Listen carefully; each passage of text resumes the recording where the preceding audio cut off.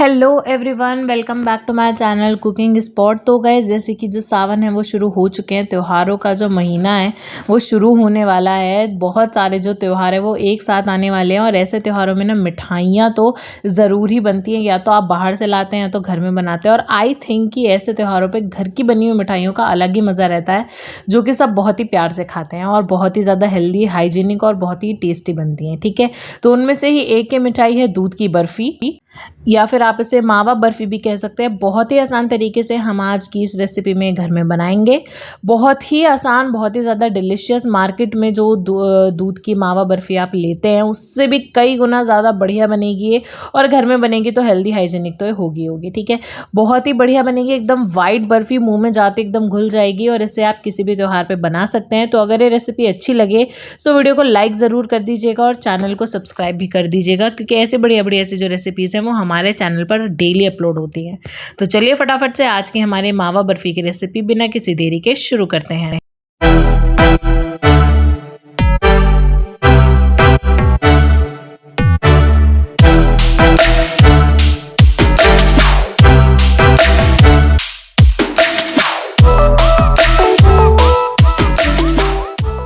तो सबसे पहले यहाँ पर मैंने ले लिया है 1.5 लीटर दूध विद फुल क्रीम। तो ये जो दूध है वो हम कढ़ाई में चढ़ाएंगे। देखिए, दूध को आप कम ज़्यादा कर सकते हैं अपने फैमिली मेम्बर्स की क्वांटिटी के हिसाब से, जितनी आपको बनानी हो। लेकिन मैंने यहाँ पर मेरे पास 1.5 लीटर दूध रखा हुआ था और मलाई भी काफ़ी ज़्यादा बढ़िया जमी हुई थी, तो मैंने सारा का सारा ही दूध विद मलाई कढ़ाई में डाल लिया है। और अब ये कढ़ाई हम चढ़ा देंगे गैस पर और फुल आँच पे पहले तो हम इसे चढ़ा देंगे और हमें दूध को अच्छे से पकने देना है। देखिए, जब तक ये जो दूध है वो पक कर लगभग आधा लीटर नहीं बचता है तब तक आपको उसे अच्छे से पकाते रहना है। उसमें बीच बीच में उबाल आएगी, तो जैसे ही उबाल आए तब आपको गैस को स्लो करके उबाल को बिठा देना है, और जैसे ही उबाल बैठ जाती है उसके बाद दोबारा से आपको गैस को तेज करके उसे पकाना शुरू कर देना है। जैसे आपका जो दूध है वो अच्छे से पक जाता है, आधा लीटर ही बचता है, तो उसके बाद आपको उसमें डाल देनी है चीनी। 3 पाव चीनी जो है वो मैंने डाली है। 1.5 लीटर मैंने यहाँ पर दूध लिया है और 3 पाव चीनी मैं इसमें डाल रही हूँ। क्वांटिटी आप अपने हिसाब से कम ज़्यादा कर सकते हैं। मैं बार बार कह रही हूँ, मीठा अगर आपको ज़्यादा पसंद है तो आप इसमें और भी डाल सकते हैं चीनी, और अगर कम पसंद है तो आप इसको कम भी कर सकते हैं। लेकिन मेरे हिसाब से जो मिठाई होती है वो ना तो ज़्यादा मीठी होनी चाहिए और ना ही कम मीठी होनी चाहिए। एकदम बढ़िया मीडियम मीठी होनी चाहिए कि मिठाई का मज़ा भी आए और ज़्यादा मीठा भी ना हो। ठीक है, तो इसके लिए यहाँ पर मैंने 3 पाव चीनी डाली है। बस अब चीनी को हमें अच्छे से अपने दूध में मेल्ट कर लेना है और अच्छे से दूध को पकाते रहना है। देखिए, दूध को पकाने में काफ़ी ज़्यादा टाइम लगेगा, लेकिन जो उसका एंड रिज़ल्ट होगा वो वर्थ इट होगा। अब देखिए, सिर्फ यही मिठाई नहीं, हमने और भी बहुत सारी बढ़िया सी जो रेसिपीज़ हैं वो आपके साथ शेयर कर रखे हैं। देखिए, सावन में लोग मंडे का व्रत रहते हैं, शिवरात्रि का व्रत रहते हैं, जन्माष्टमी, तीज, बहुत सारे व्रत जो हैं वो सावन में आते हैं। और सिर्फ सावन में ही नहीं, वैसे भी बहुत लोग बहुत सारे व्रत रखते हैं। ठीक है, तो उसके लिए व्रत की जो कई सारी रेसिपीज़ हैं वो हमने आपके साथ शेयर करी हैं, जैसे कि फलाहारी आलू, फलाहारी व्रत की नमकीन भी कल हमने आपके साथ शेयर करी थी, तो उनको भी जाकर आप ज़रूर देखिएगा। ये वाली जो मिठाई है ये भी आप व्रत में खा सकते हैं। ठीक है, तो यहाँ पर आप देखिए कि अब हम दूध को पानी में डालकर चेक करेंगे। अगर पानी में डालने के बाद कुछ इस तरीके से जो हमारी बॉल है वो बन जाती है, तो उसका मतलब है कि जो हमारा दूध है वो अच्छे से पक चुका है। तो और अगर नहीं पका है तो आपको उसको दोबारा से पकाना। एक बार हम चेक करेंगे, अगर नहीं बनता है आपका तो आप उसमें दोबारा डालकर आप चेक करेंगे। ठीक है, तो यहाँ पर जो हमारा दूध है वो पक चुका है, बॉल एकदम बढ़िया तरीके से भी बन रही है। तो अब हम गैस को कर देंगे बंद, और यहाँ पर जो हमारा दूध है वो अच्छे से पककर तैयार हो चुका है। अब हमें इसको ठंडा कर लेना है। सबसे पहले तो हम इसे घोटेंगे। घोटना इसे काफ़ी ज़्यादा ज़रूरी है, क्योंकि घोटने से क्या होगा कि इसका जो कलर है वो एकदम वाइट हो जाएगा। जो वाइट कलर की बर्फ़ी होती है ना, बिल्कुल वैसे ही आपकी बर्फ़ी जो है वो जमेगी, और दूसरा कि वो बहुत ज़्यादा सॉफ्ट बनेगी। देखिए, ज़्यादा ठंडा हम इसे नहीं करेंगे, सिर्फ 2 मिनट के लिए घोटेंगे। और उसके बाद आपको एक थाली ले लेनी है, फिर जिसमें भी आप बर्फ़ी जमाना चाहते हो उसमें घी को अच्छे से ग्रीस करेंगे, और उसके बाद अपने सारे के सारे दूध को या फिर ये जो बैटर हमने बनाकर तैयार करा है उसे हम डाल देंगे उसी थाली में जमने के लिए। थाली में डालने के बाद उसे अच्छे से हमें फैला लेना है, अच्छे से सेट होने देना है अपनी मिठाई को। देखिए, और अभी तो ये हो गई, चलिए व्रत की बात, कि किया व्रत में, और व्रत में सिर्फ यही मिठाई ही नहीं, हमने और भी बहुत सारी नारियल की बर्फ़ी और दूध के पेड़े, बहुत सारी रेसिपीज़ हैं जो वो व्रत वाली हमने आपके साथ शेयर कर रखी हैं।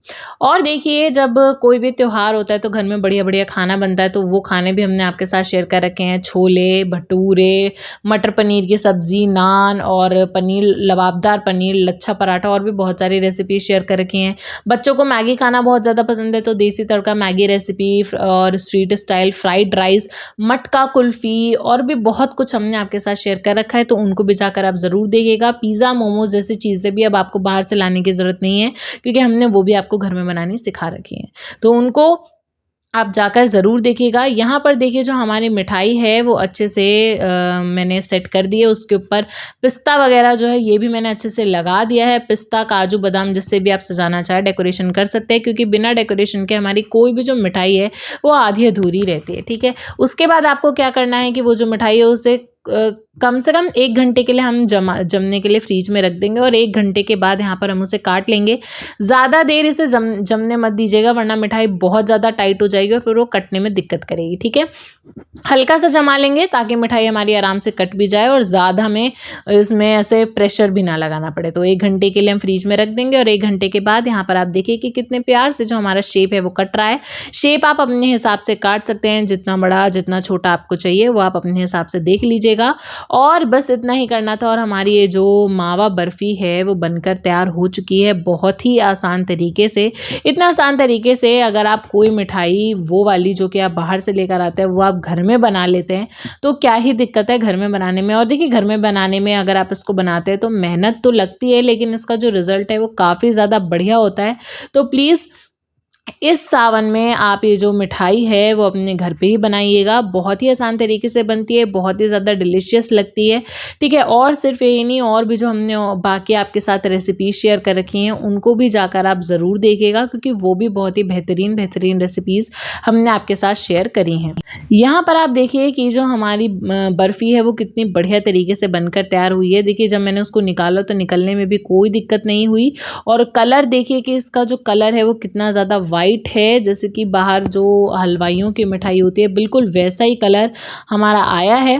तो जो भी मैंने आपको टिप्स बताई हैं, ट्रिक्स बताई हैं, वो सब इसी काम आती हैं कि आपकी जो मिठाई है वो हलवाइयों जैसी बनेगी, इवन हलवाइयों से भी बढ़िया बनेगी। पहले ट्रिक तो ये कि जब आप उसको ठंडा करेंगे तो आपको उसे अच्छे से घोटते रहना है। दूसरी ट्रिक ये कि ज़्यादा गर्म आपको, मतलब ज़्यादा ठंडा नहीं करना है जमाने से पहले, बस हल्का सा घोटेंगे ताकि कलर और जो उसकी सॉफ्टनेस है वो मेंटेन हो जाए, और ज़्यादा हमें उसको ठंडा नहीं करना होता है।